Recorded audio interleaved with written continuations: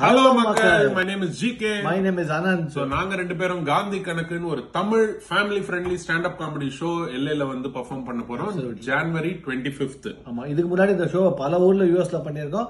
அதை தவிர யூஎஸ் விட்டு வெளியில போய் சிங்கப்பூர், ஆஸ்திரேலியா அந்த மாதிரி பல ஊர்ல பண்ணிருக்கோம். Now the first time in LA. First time in LA. So we are super excited. கண்டிப்பா வாங்க, உங்க என்டையர் ஃபேமிலியோட வாங்க. Yes, as I said, it's a family friendly show, so come and watch us there.